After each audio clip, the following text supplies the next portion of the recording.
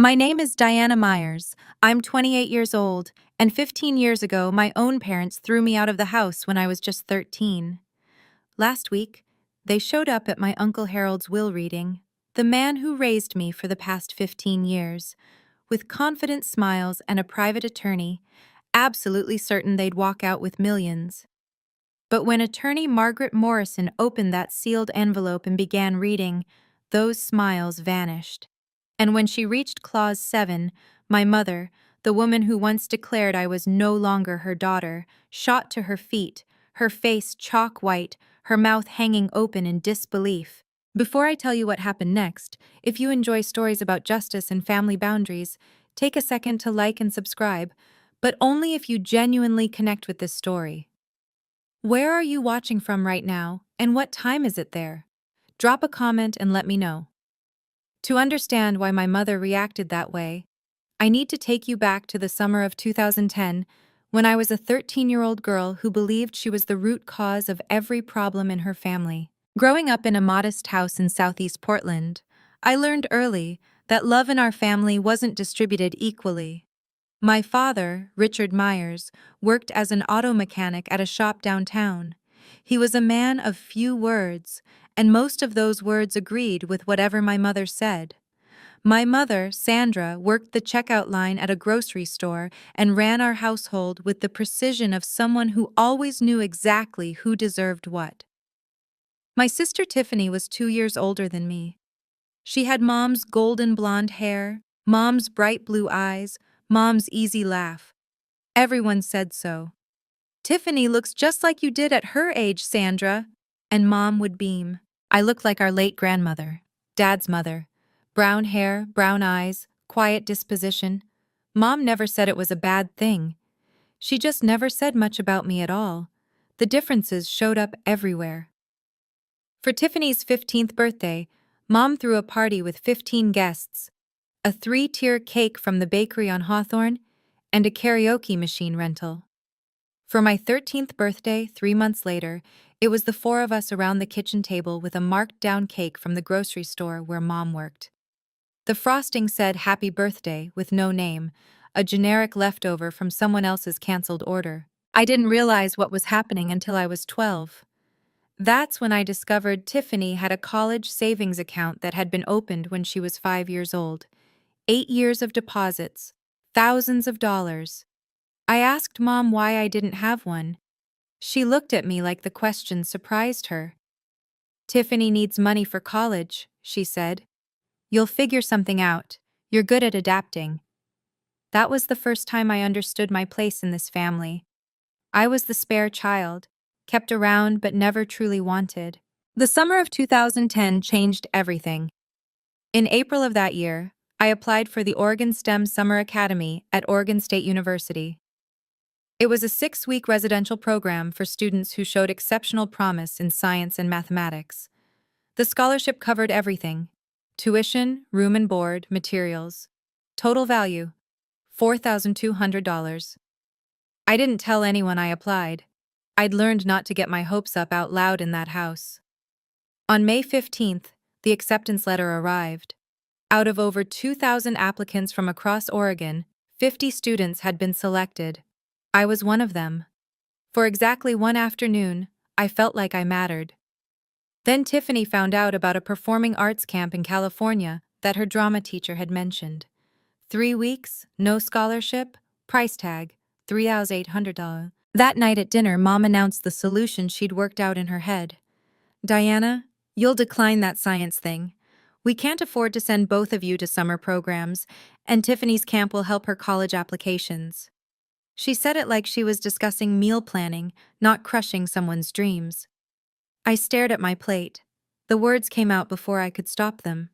"No." The whole table went silent. Even the refrigerator seemed to stop humming. "Excuse me?" Mom's voice dropped to that dangerous register I'd heard her use on store customers who tried to use expired coupons. "This scholarship isn't your money to redirect," I said, my voice shaking but clear. "I earned this. It's mine." Mom looked at me like I'd transformed into a stranger right before her eyes. "If you can't sacrifice for this family," she said slowly, Then you're not part of this family. At 13, I thought she was just angry. I didn't realize she meant it literally.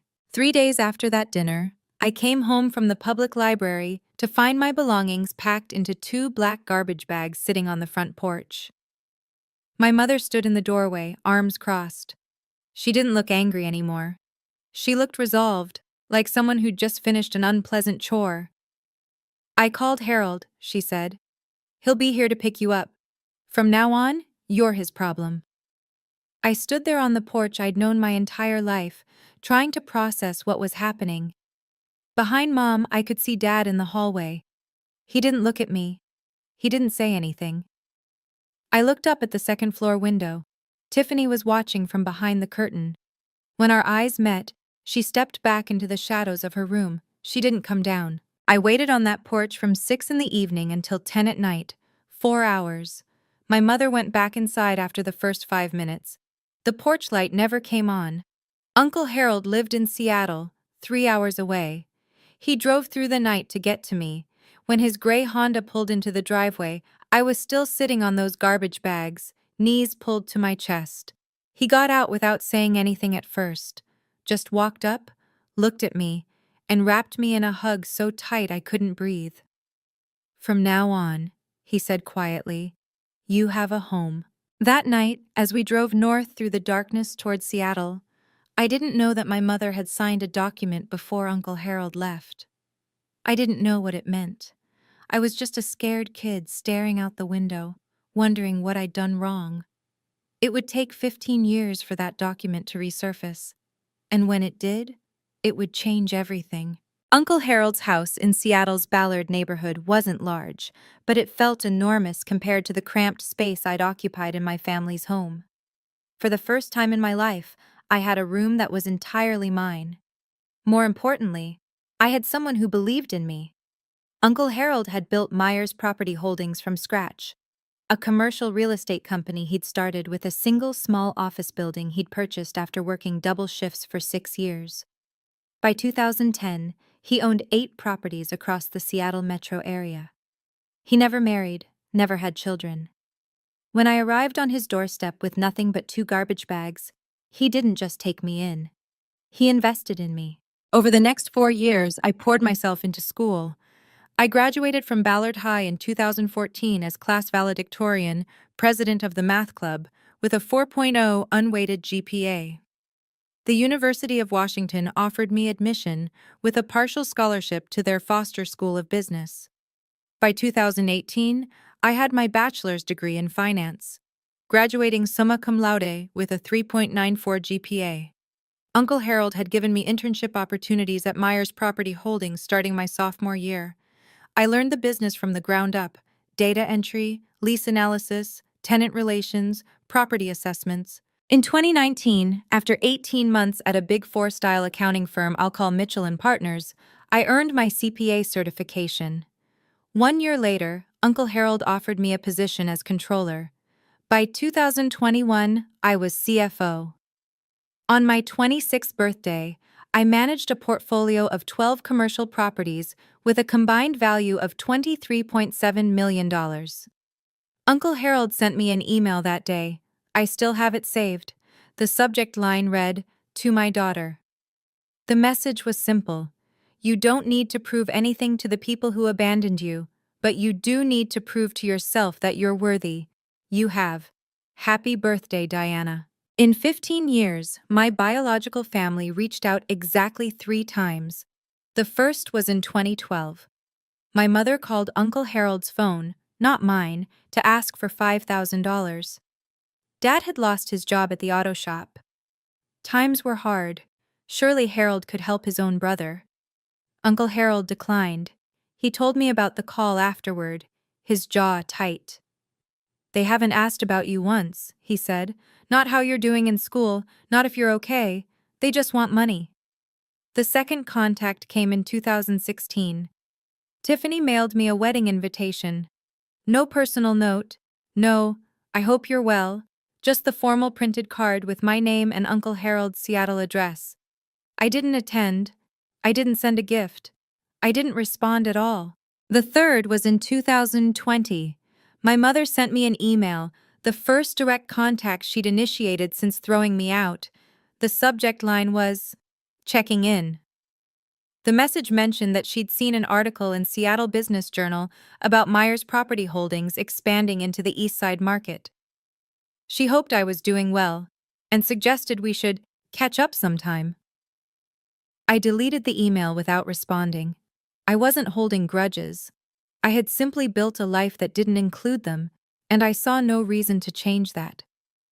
In the summer of 2024, Uncle Harold received a diagnosis that changed everything. Congestive heart failure, advanced stage. The doctors gave him 12 to 18 months. He lasted 8. During those final months, Uncle Harold met with his estate attorney multiple times. He updated his will in June 2024, 6 months before he passed. When I asked him about it, he just smiled. "Everything's taken care of," he said. "You focus on the business. I've handled the rest."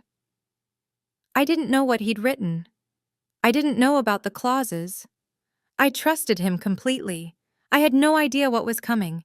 Uncle Harold passed away on February 28, 2025. He went peacefully in his sleep at Swedish Medical Center with me holding his hand. 1 week later, on March 7th, I was in my office at Myers Property Holdings when my phone buzzed with an unknown Portland number. I almost didn't answer. "Diana?" The voice was immediately recognizable. 15 years hadn't changed my mother's particular way of saying my name, like she was tasting something she wasn't sure she wanted to swallow. "Sandra." I kept my voice neutral, not Mom, just her name. A brief pause. I could almost hear her recalibrating. "I heard about Harold," she said. "I'm so sorry for your loss. I was thinking I should come up for the memorial service, pay my respects. The memorial was 3 days ago." Another pause. "Oh, well, I also heard there's a will reading coming up. Family has a right to attend these things, you know, especially when it involves a brother's estate." There it was, the real reason for the call. "How did you find out about the will reading?" "I have an attorney, Victor Harrington. He made some calls." The name sparked a faint memory. Uncle Harold had mentioned a Victor Harrington once, an attorney he'd consulted years ago and decided not to work with. I spoke to Margaret Morrison, Uncle Harold's estate attorney, the next morning. She confirmed my suspicions. Sandra had hired Victor Harrington to file a claim challenging the will. Their grounds: undue influence, alleging that I had manipulated a sick man in his final months. They were also demanding to attend the will reading as immediate family members of the deceased. I stared at the photo of Uncle Harold on my desk. In the picture, he was smiling. Almost like he'd known this would happen. Almost like he'd planned for it. Margaret Morrison's office occupied the 47th floor of the Columbia Center, Seattle's tallest building. Through the floor-to-ceiling windows, you could see all the way to Mount Rainier on a clear day. March 10th wasn't clear. Rain streaked the glass as Margaret laid out the situation. "Victor Harrington filed a formal challenge to the will on behalf of Richard and Sandra Myers," she said, sliding a document across her desk. "The claim alleges undue influence. They're arguing that you isolated Harold from his family during his illness and pressured him to change his estate plan." I read through the filing, my stomach tightening with each paragraph. "They're demanding 50% of the estate," Margaret continued. "Their legal theory is that as Harold's only surviving sibling, Richard should be entitled to inherit under intestacy rules, or at minimum, receive a significant share that reflects the natural bonds of brotherhood." "Natural bonds," I repeated. "Richard and Harold hadn't spoken in 8 years before I came to live with Uncle Harold. Did you know that?" Margaret nodded. "I'm aware. Harold told me the whole history, but that's not what concerns me about this filing." She pulled out another page from her folder. "They don't need to win this case. If this goes to litigation, the estate could be frozen for 12 to 18 months during discovery and trial. Meanwhile, the properties need management, tenants need attention, bills need to be paid." A protracted legal battle could cost hundreds of thousands in legal fees and potentially devalue the entire portfolio. So they're betting I'll pay them off to make them go away. That's the strategy, Margaret agreed. It's not unusual in estate disputes. I looked down at the challenge filing. In the section describing our family history, Sandra had written that I had abandoned my family and exploited Harold's loneliness. The woman who threw me out was claiming I abandoned her. Do you have any documentation about your circumstances in 2010? Margaret asked. Anything that establishes what actually happened when you went to live with Harold? I thought back to that night on the porch, the garbage bags, the 4-hour wait, Uncle Harold arriving in the darkness. I was 13, I said. I didn't exactly keep records. Harold did. Margaret was already reaching for her phone. She dialed her assistant and asked for a specific file number from the archives. 20 minutes later, her assistant returned with a yellowed folder. Margaret opened it carefully, scanning the contents. Then she looked up at me with an expression I couldn't quite read.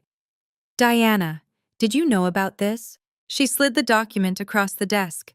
The header read, Voluntary Relinquishment of Parental Rights and Transfer of Guardianship. Dated July 15, 2010.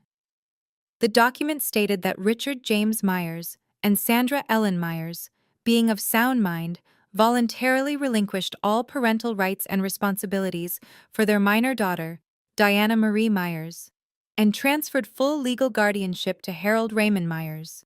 At the bottom were 4 signatures: my mother's, my father's, Uncle Harold's, and a notary public from King County, Washington. File number 2010 GH 5847. They didn't just kick you out, Margaret said quietly.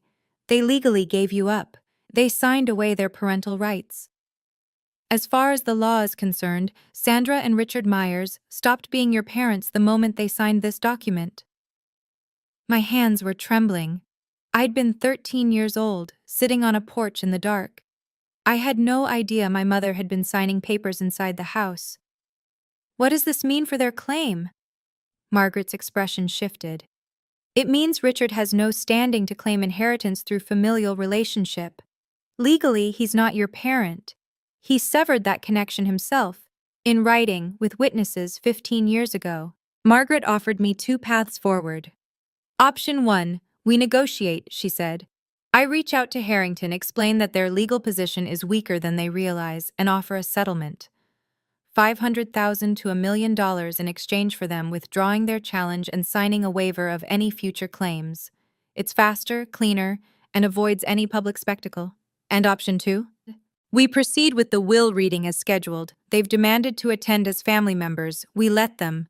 Then we present the evidence. The guardianship transfer document, the full history, everything Harold wanted disclosed in the event of a challenge. She paused. Harold anticipated this, Diana. He left specific instructions for how to handle exactly this scenario. He wanted the truth on the record. I went home that night and couldn't sleep. I sat in the living room of the house Uncle Harold had left me, staring at the family photos on the mantel. There were pictures of me at every stage: high school graduation, college commencement, the day I got my CPA license, my first day as CFO. In every photo, Uncle Harold was beaming beside me.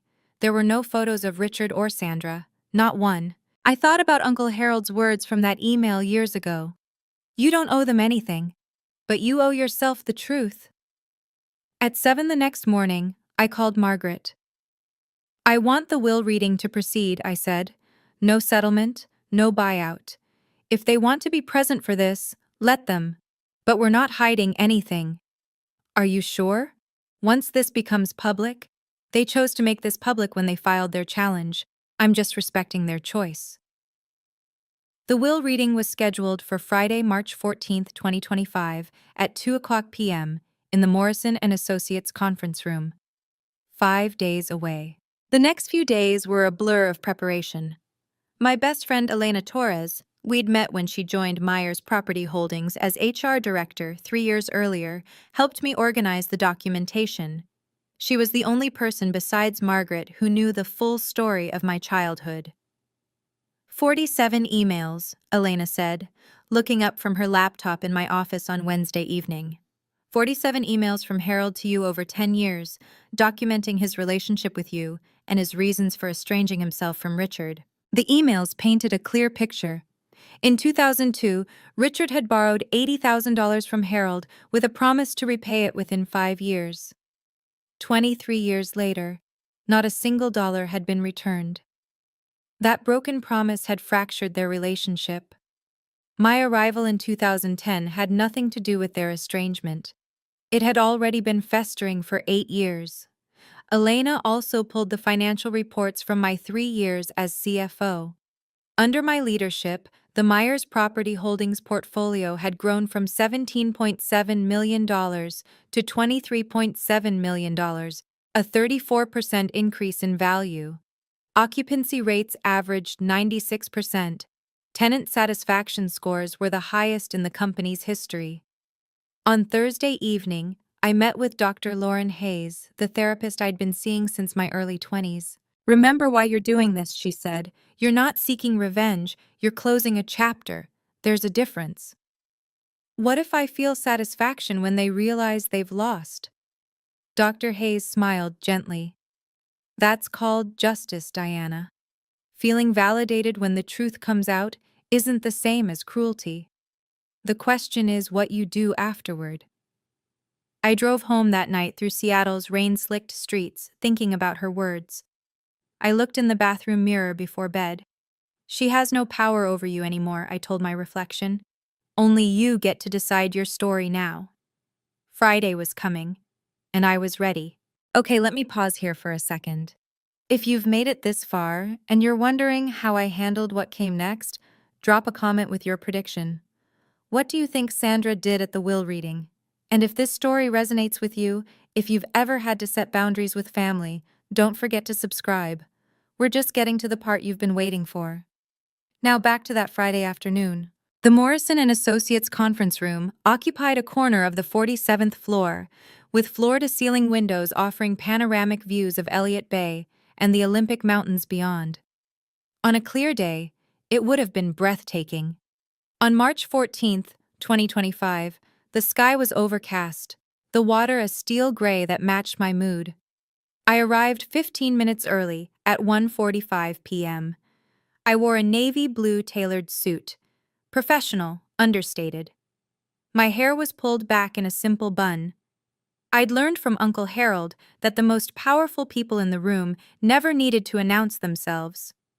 The conference room could seat 20 at the main table, with additional chairs arranged along the walls. When I entered, 14 people were already present. Margaret Morrison sat at the head of the table with 2 junior associates. Thomas Graham, the senior auditor from Mitchell and Partners, who had handled Uncle Harold's accounts for a decade, occupied a seat near the window.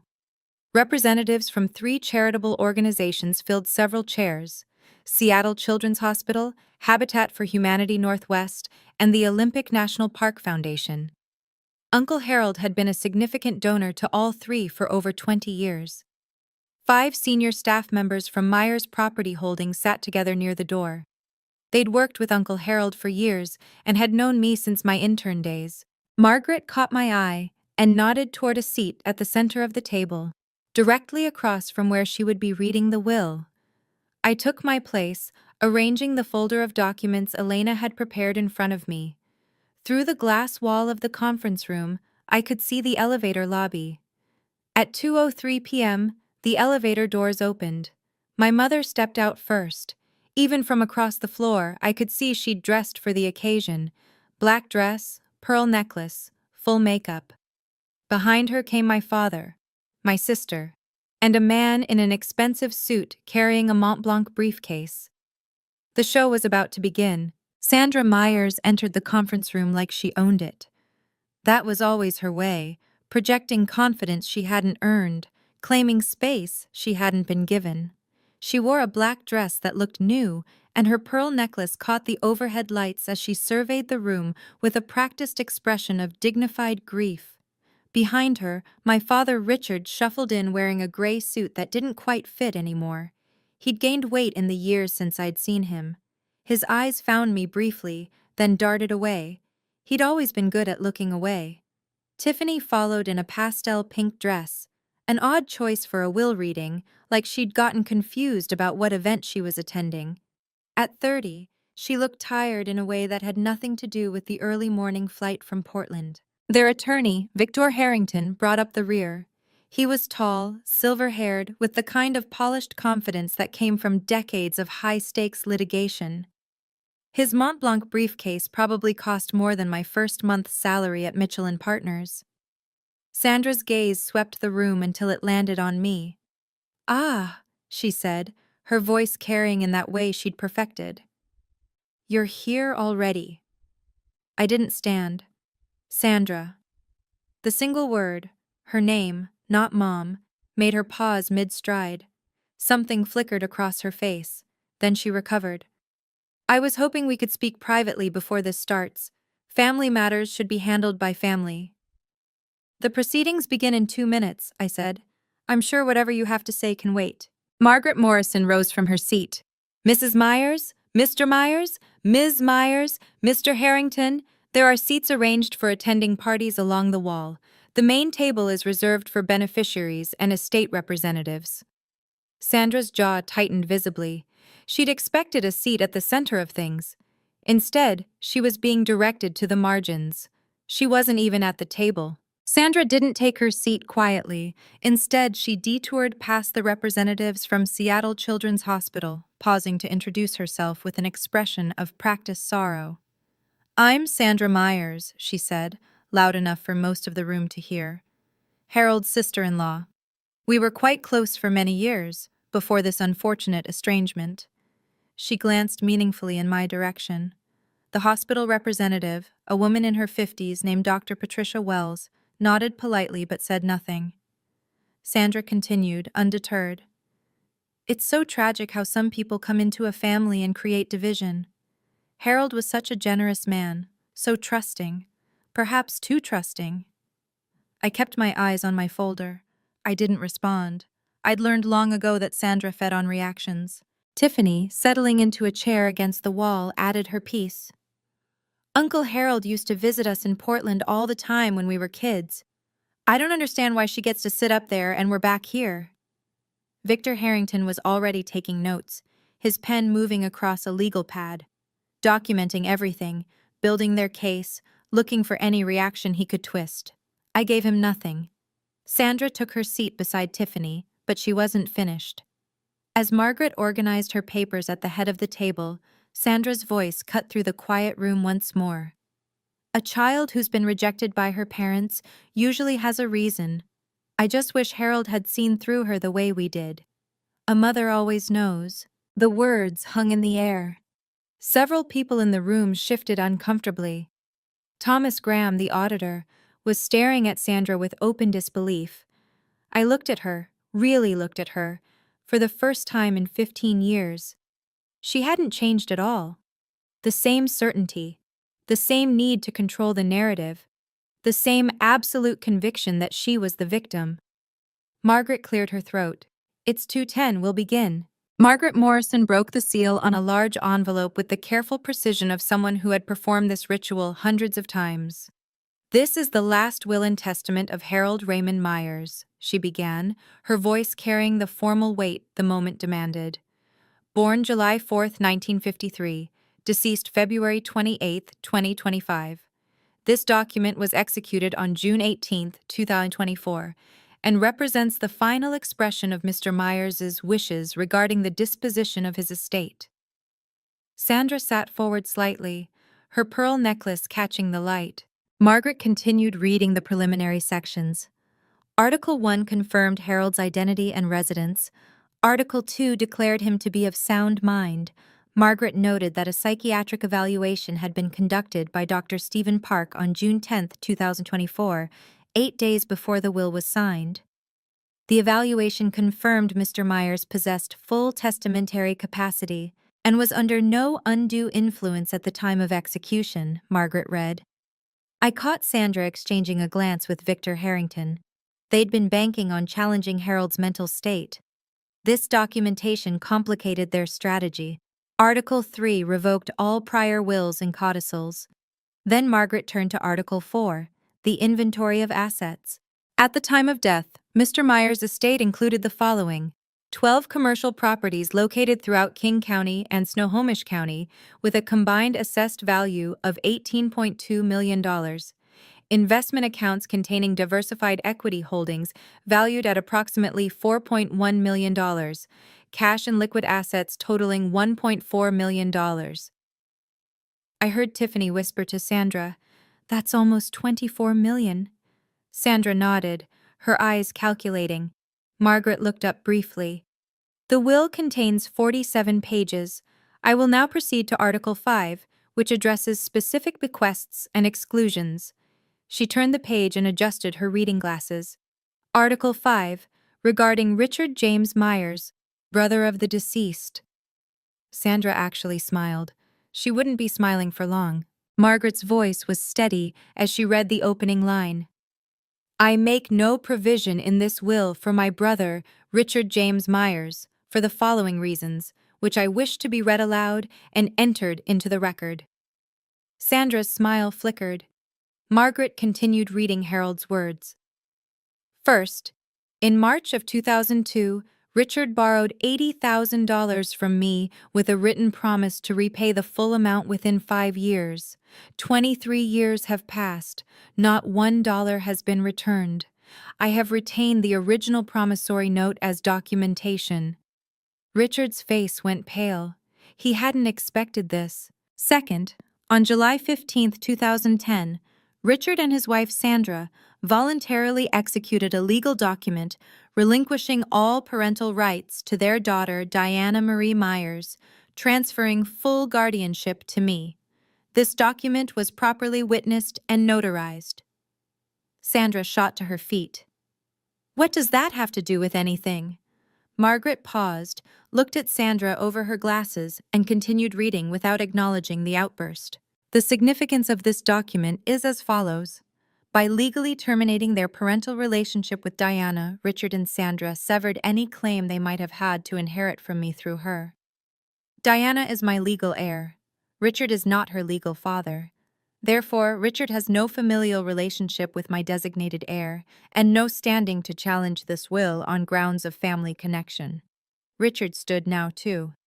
This is ridiculous! I'm Harold's brother, his blood brother! Victor Harrington grabbed Richard's arm, pulling him back down. But even the attorney's face had gone gray. Margaret reached into her file and produced a document. For the record, the original voluntary relinquishment of parental rights is on file with King County Family Court, file number 2010 GH 5847. I have a certified copy here, which any party may examine. She laid the document on the table. Sandra stared at it like it was a live grenade. Sandra didn't sit back down. Her composure, that careful mask she'd worn into the room, cracked visibly. Her voice rose, sharp and desperate. This is insane! That paper doesn't mean anything. We're still her family. Margaret's voice remained level. Mrs. Myers, I must ask you to take your seat. Disrupting the reading of a will is a matter the court takes seriously. Sandra ignored her. She pointed directly at me. She did this. She manipulated Harold against his own family. She poisoned him against us. Dr. Patricia Wells from Seattle Children's Hospital looked uncomfortable. The charity representatives hadn't signed up for a family meltdown. Tiffany tugged at Sandra's sleeve. Mom, sit down. People are watching. I don't care who's watching, Sandra's voice cracked. I want to know how this happened. Harold loved Richard. They were brothers. Finally, I spoke.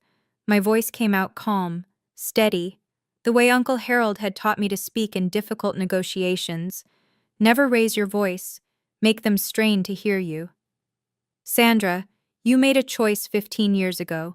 You put my belongings in garbage bags and left me on a porch in the dark. Then you went inside and signed a document giving me away. I was 13 years old. The room was absolutely silent. That was your decision, I continued. Not mine, not Uncle Harold's, yours. Everything that's happening today is simply the consequence of what you chose to do that night. Sandra's mouth opened, but no words came out. I looked at her steadily. I don't hate you, but I also don't owe you anything. You made sure of that when you signed that paper. Victor Harrington was writing furiously on his legal pad, though I couldn't imagine what strategy he thought he could salvage. Margaret cleared her throat. If we may continue, I haven't yet read Clause 7. Sandra finally sank back into her chair, but Clause 7 was the one that would truly end her hopes. Margaret turned to page 12 of the will and paused. Then she read the words that would change everything. Article 7, Designation of Sole Beneficiary. The room held its breath. I hereby bequeath the entirety of my estate, including all real property, investment accounts, liquid assets, and personal effects, to my legally adopted daughter, Diana Marie Myers. Adopted. The word hung in the air like a thunderclap. Sandra's face went white, actually white, like someone had drained the blood from her head. Adopted? Richard's voice was hoarse. Since when? Margaret answered with the same calm precision she'd used throughout. Mr. Harold Myers formally adopted Diana Marie Myers on September 12, 2012, when she was 15 years old. The adoption was finalized in King County Family Court, file number 2012 AD 3291. As Mr. and Mrs. Richard Myers had already legally relinquished their parental rights in 2010, no additional consent was required. Tiffany stared at me. So you're not related to us anymore? I met her eyes. Not legally. Not since Mom and Dad signed me away. Margaret continued reading. Diana is not merely a beneficiary. She is my daughter in every way that matters, legally, practically, and emotionally. She has worked alongside me for years, proven her competence and integrity, and I trust her completely to continue the work I began. There is no one more deserving of this inheritance, and no one I love more. My vision blurred. I blinked back tears. Uncle Harold had never told me about the full language of this clause. He'd kept it a secret, waiting for this moment, knowing it might come. Sandra was shaking her head slowly, like someone trying to wake from a nightmare. This can't be legal, she whispered. Victor, tell them this can't be legal. Victor Harrington didn't answer. He was staring at his legal pad, pen motionless. He knew the case was over. Margaret reached into her folder and withdrew a sealed envelope, smaller than the others. There's one more item, she said. Mr. Myers left a personal letter for Diana, with instructions that I offer to read a portion aloud during this proceeding, if Diana consents. I nodded, not trusting my voice. Margaret opened the envelope carefully and unfolded a single handwritten page. Uncle Harold's familiar script filled the paper, the same handwriting I'd seen on birthday cards and emails and notes left on my desk over 15 years. Margaret began to read. Diana, if this letter is being read aloud, it means things happened exactly as I expected. Your biological family showed up looking for money they never earned from a man they never cared about. I'm sorry you have to go through this, but I also know you're strong enough to handle it. A soft sound escaped Sandra's throat, almost a whimper. You came to me as a wounded child, thrown away by people who should have protected you, but you didn't let that define you. You transformed your pain into determination, your loneliness into independence, your rejection into resilience. I have never been more proud of anyone in my entire life. Margaret's voice softened slightly as she continued. I didn't save you, Diana. You saved yourself. I just gave you a place to do it. Everything you've achieved, your education, your career, your character, you earned through your own effort. I'm leaving you my estate not because you need it, but because you deserve it. And because I know you'll use it to help others the way I tried to help you. Tears were streaming down my face now. I didn't try to stop them. Don't let them make you feel guilty for surviving them. Don't let them back in unless you choose to. You owe them nothing. You owe yourself everything. I love you, Diana. Forever your father, Harold. Sandra made one last desperate play. She stood again, but this time her voice had shifted. The anger was gone, replaced by something that was meant to sound like wounded motherhood. Diana, sweetheart, I know things were hard when you were young. I made mistakes, I admit that now. But we're still blood. We can work through this. Can't we at least talk about dividing the estate fairly? I wiped my eyes and looked at her.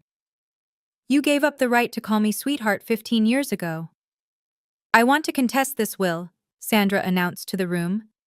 Victor, tell them. We have grounds, undue influence. Harold was sick, she isolated him. Victor Harrington finally spoke, though he sounded like a man reading his own obituary. Mrs. Myers, perhaps we should discuss our options privately. No, tell them, we're going to fight this! Margaret interrupted by turning her iPad around to face the room. On the screen was an email thread. Mr. Harrington, perhaps you'd like to explain this to your clients. The room went quiet. Margaret read aloud. This is an email dated March 3, 2022, from Harold Myers to Victor Harrington. The subject line is terminating services. In the email, Mr. Myers writes, Victor, I am ending our professional relationship. Your advice that I include Richard in my estate plan despite his years of financial exploitation and his treatment of Diana is unacceptable. I will be engaging new counsel. She looked up at Victor. You previously represented Harold Myers. You were terminated because you advocated for Richard's interests over Harold's wishes. And now you've accepted this case against Harold's estate, without disclosing that conflict of interest to your current clients. Victor's face had gone the color of old concrete. Sandra turned to stare at him. You told me we would win. He had no answer. Victor Harrington stood up abruptly, gathering his Mont Blanc briefcase with shaking hands. I need to review these documents, he said, his voice stripped of its earlier polish. We should discuss our options privately, Mrs. Myers. Discuss what? Sandra's voice was rising again. You're leaving? Right now? In the middle of this? Victor didn't answer. He was already moving toward the door, walking with the stiff gait of a man who knew his career might be imploding. Victor! Sandra called after him. Victor!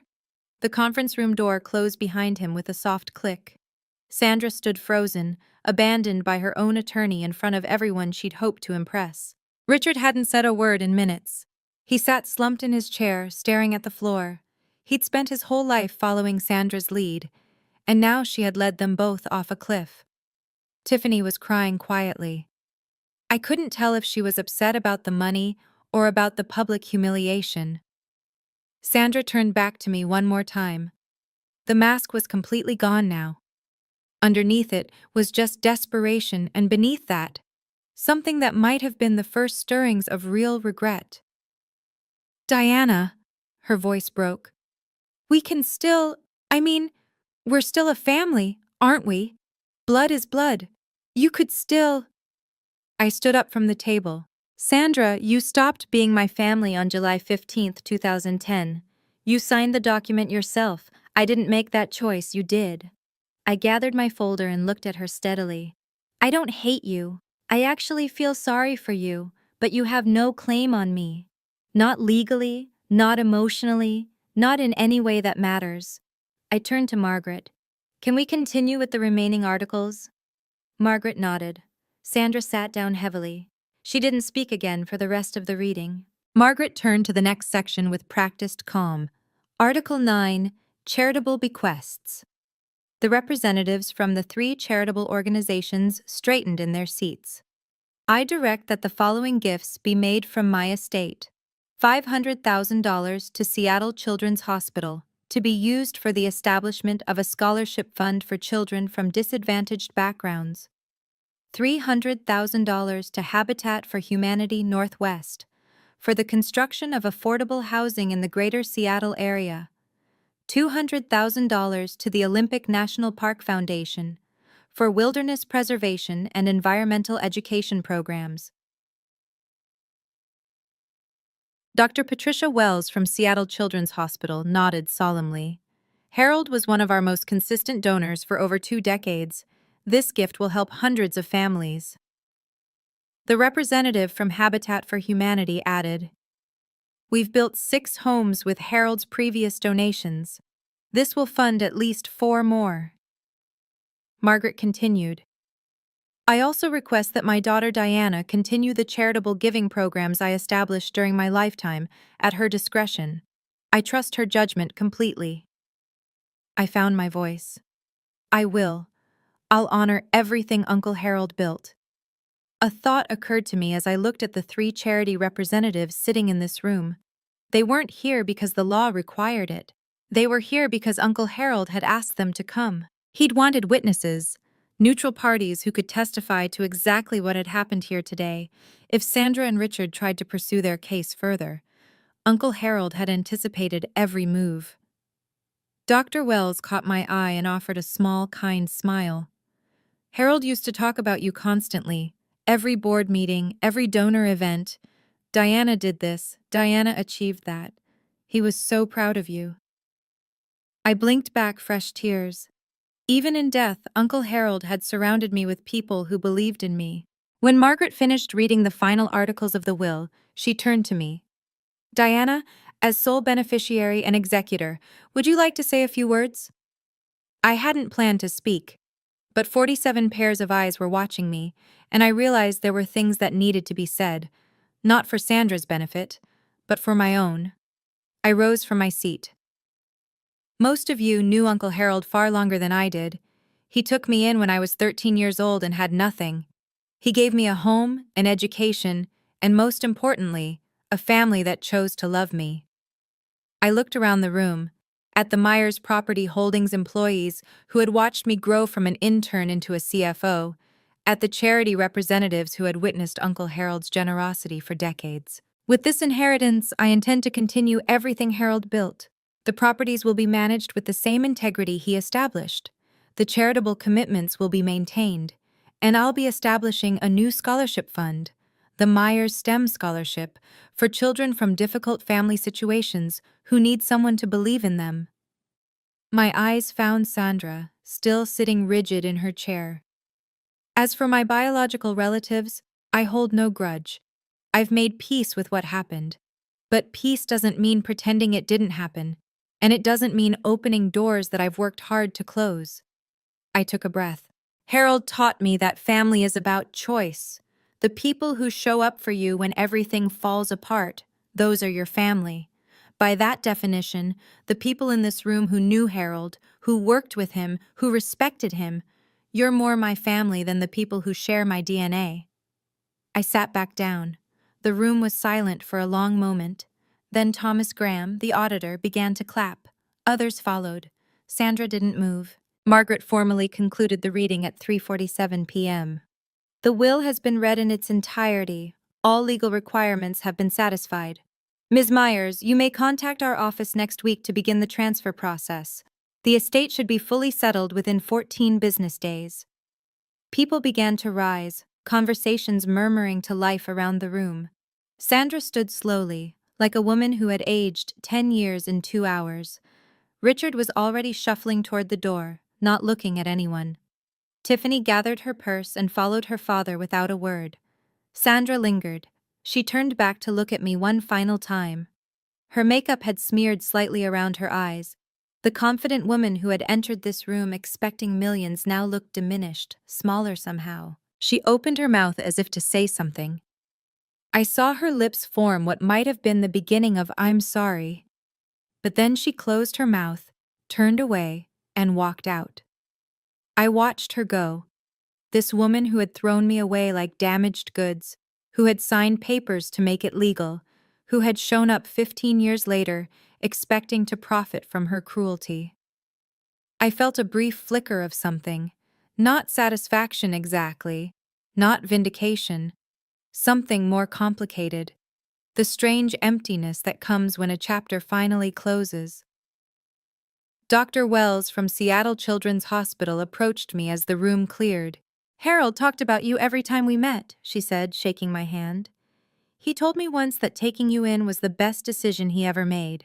I can see why. She pressed a business card into my palm. When you're ready to discuss that scholarship fund, please call me directly. Elena appeared at my side, squeezing my arm. You did it, she said quietly. Harold would be so proud. I looked at the photo of Uncle Harold I'd brought with me. I hoped she was right. I need to take a breath here for a second. That was the moment I'd been dreading and hoping for at the same time. If you've ever had to stand up to someone who hurt you, someone who still believed they were the victim, you know how exhausting it is. Have you been through something similar? Tell me in the comments. And if you want to know what happened after that conference room emptied, stay with me. The story isn't over. 1 week after the will reading, Margaret Morrison filed a formal complaint with the Washington State Bar Association. The subject, Victor Harrington's ethical violations. I didn't ask her to do it. She did it because it was her professional obligation. When an attorney witnesses another attorney violating the rules of professional conduct, reporting is required. The complaint outlined 3 violations. First, conflict of interest. Harrington had previously represented Harold Myers and gained confidential information about his estate planning. Second, failure to disclose. Harrington never told Sandra or Richard about his prior relationship with Harold. Third, misrepresentation. Harrington had led his clients to believe they had a strong case when he knew, or should have known, that their legal position was fundamentally compromised. Margaret kept me updated throughout the process. 2 months after the filing, in late May 2025, the Bar Association issued its ruling. Victor Harrington was suspended from practicing law for 6 months. He was also fined $15,000 and required to complete additional ethics training. Within weeks of the suspension, 3 of Harrington's largest clients quietly transferred their business elsewhere. I heard through legal community gossip that his firm's revenue dropped by roughly $200,000 that year. Elena asked me once if I felt satisfied by Harrington's downfall. I didn't do anything to him, I told her. He did this to himself. I just happened to be there when the consequences caught up. That was the truth. I hadn't sought revenge against Victor Harrington. I hadn't filed the complaint. I hadn't lobbied for his suspension. He had made his own choices, taking a case he knew was ethically compromised, lying to clients who trusted him, betting he could win through intimidation rather than merit. His career suffered because of what he chose to do. Some people build their own prisons without any help. 3 weeks after the will reading, an email appeared in my inbox from Sandra Myers, 1969, gmail.com. Subject, please read. The message was longer than I expected. Sandra had never been one for written communication. She preferred phone calls where she could control the tone, interrupt, redirect. Diana, I know you probably won't read this, but I need to say some things. I've been thinking about what happened at the will reading. I was angry, and I said things I shouldn't have, but I want you to know that I understand now that I made mistakes when you were young. I was overwhelmed. Your father and I were struggling financially. Things got away from us. I'm not asking for money, I'm asking for a chance to make things right. We're still family, Diana. Blood doesn't just disappear because of legal papers. I'm your mother. Nothing can change that. Can we talk? I think if we just sat down together, we could work through this. I love you. I always have. Mom. I read the email 3 times, then I called Dr. Hayes, my therapist, and read it to her over the phone. What do you notice about the email? She asked. I thought about it. She acknowledges mistakes but doesn't name what they were. She blames circumstances, financial struggles, being overwhelmed. She says she's not asking for money, but then pivots to working through this. And she still calls herself mom, even though she signed away that right. What do you want to do? I took 2 days to write my response. It was 4 sentences long. Sandra, I've read your email. I forgave you a long time ago, for myself, not for you. But I don't want a relationship with you. Please don't contact me again. She didn't reply. I felt no guilt, only clarity. 2 months after the will reading, a letter arrived at my Seattle address. Not an email. An actual letter, handwritten on plain paper, stuffed into a slightly wrinkled envelope with a Portland postmark. The return address listed T. Warren. Tiffany had taken her ex-husband's name when she got married. I opened it reluctantly, expecting more manipulation. What I found was different. Diana, I'm not writing this to ask for anything. I don't want money. I don't want forgiveness. I just need to say something I should have said 15 years ago. The night Mom and Dad kicked you out, I was watching from my bedroom window. I saw you sitting on the porch with those garbage bags. I watched for 4 hours. I saw you alone in the dark waiting and I never came down. I could have. I was 15. I could have brought you water or sat with you or at least told you I was sorry. Instead, I just watched from the window like a coward. That's haunted me ever since. Every time Mom would talk about you, always blaming you, always making herself the victim, I would think about that window, about what I didn't do. I'm not asking you to forgive me. I'm not asking for a relationship. I just wanted you to know that I know what I did was wrong. I failed you when you needed family most. You deserved better from your older sister. If you never want to hear from me again, I understand. But I couldn't let another year pass without telling you the truth. Tiffany. I read the letter 4 times. It was the first honest thing anyone in my biological family had ever said to me. I didn't write back immediately. I needed time to figure out what, if anything, I wanted to do with this unexpected opening. But for the first time in 15 years, I felt something other than distance when I thought about my sister. 4 months after the will reading, I finally wrote back to Tiffany. Dr. Hayes had helped me think through what I actually wanted, not what I felt obligated to do, not what would look generous or forgiving, what I genuinely wanted for myself. The answer surprised me. I didn't want to shut Tiffany out completely. Her letter had been the first honest acknowledgement of what happened that night. No excuses, no deflection, no requests for money, just accountability. But I also wasn't ready to trust her. 15 years of distance doesn't disappear because of one letter. So I wrote back with conditions. Tiffany, I've read your letter many times. I appreciate that you acknowledged what happened without making excuses. That took courage. I'm not ready for a full relationship, but I'm open to cautious contact under these conditions. First, no contact through Mom or Dad. I've ended communication with them permanently, and I need that boundary respected. Second, no discussions about money, inheritance, or anything related to Uncle Harold's estate. Ever. Third, I reserve the right to end any conversation without explanation. If I go quiet, I need you to respect that. If these conditions work for you, we can start with a monthly video call. 15 minutes, low pressure. We can talk about our lives, surface level at first. If that goes well, we can gradually build from there. This isn't me saying everything is forgiven and forgotten. This is me saying I'm willing to see if there's something worth building, but it has to be on my terms. Let me know if you accept these conditions. Diana. Her reply came 3 days later. One word. Accepted. I scheduled our first call for the following Saturday. 15 minutes. That was all I could commit to. But it was a start. The first video call with Tiffany happened on a Saturday afternoon in September 2025, 6 months after the will reading. I sat in my home office with my laptop open, watching the seconds count down until 2:00 p.m. My heart was beating faster than it had during the will reading. This felt more dangerous somehow. Confronting Sandra had been about defending myself against an attack. This was about choosing to be vulnerable.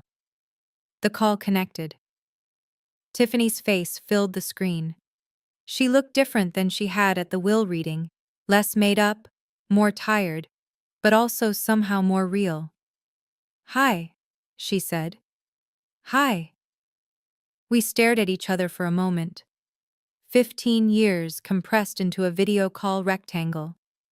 "I wasn't sure you'd actually answer," she admitted. "I almost didn't." That broke something loose.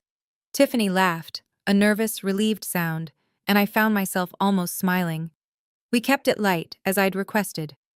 Surface level. She told me about her job. She was training to become a nail technician, working toward getting licensed. She mentioned her kids, Jaden, 8, and Lily, 6, without asking me to be their aunt. I told her about the business, about Seattle weather, about nothing too personal. At 14 minutes, I said we should wrap up. Diana? Tiffany's voice stopped me before I could end the call. Thank you for giving me a chance. I know you didn't have to. This is step one, I said. We'll see where it goes. Step one is more than I expected. We scheduled another call for the following month. After she hung up, I sat in my office for a long time, processing. I didn't know if Tiffany and I would ever have a real relationship. Maybe we'd stay in this tentative place forever. But for the first time, I was the one deciding what happened next. That power was worth more than the inheritance. March 14th, 2026. 1 year exactly since the will reading that changed everything. I stood outside a modest commercial building on Capitol Hill, the first property Uncle Harold ever purchased, back in 1987 when he was a 34-year-old with a dream and barely enough money for a down payment. The building had been renovated last fall. New windows, updated HVAC, fresh landscaping. But today I was here for something else. A bronze plaque had been mounted beside the main entrance, the Harold R. Myers Building, in memory of a man who chose love over blood, 1953 to 2025. I touched the letters of his name, feeling the cold metal under my fingertips. In the years since the will reading, Myers' property holdings had grown by 12%, bringing the portfolio value to $26.5 million. Occupancy rates remained above 95%. We'd expanded into 2 new properties and upgraded 3 existing ones. More importantly, the Myers STEM Scholarship had awarded its first grants. 5 students from difficult family situations, each receiving full funding for summer programs in science and mathematics. Dr. Wells at Seattle Children's Hospital had helped select the recipients. Tiffany and I still talked once a month. The conversations had gotten slightly easier. We'd graduated from 15 minutes to 25. I'd seen pictures of her kids. She'd seen pictures of my apartment. We weren't sisters in any traditional sense, but we were something. Sandra and Richard had stopped trying to contact me. I didn't know what their lives looked like now, and I found that I didn't need to know. Elena walked up beside me, looking at the plaque. You okay? I considered the question. I'm peaceful, I said. That's even better than happy. Uncle Harold had taught me that family is a choice, and I had finally learned to choose myself. The sky over Seattle was clear for the first time in weeks. I could see all the way to the mountains. If I look at my own story through a psychological lens, there's a concept called conditional self-worth, the belief that you're only valuable if certain people approve of you. I spent the first 13 years of my life trapped in that belief. My mother's indifference felt like proof that I didn't matter. What actually saved me wasn't Uncle Harold's money, it was his unconditional acceptance. He saw me for who I was, not who I should have been. Here's what I want you to take from this story. You don't need anyone's permission to know your worth, and you have every right to set boundaries, even with family, even with parents, even with blood. Forgiveness is something you do for yourself. Reconciliation is something you choose for yourself. These are 2 different things, and no one gets to decide which one you offer. Your story is yours to write. Thank you for staying with me through this entire story. If it resonated with you, if you've ever had to find your own worth after someone tried to take it away, I hope you know you're not alone. If you'd like to hear more stories like this, subscribe and hit the notification bell. And check the description for links to similar stories about boundaries, family, and finding your own way. Until next time, take care of yourself.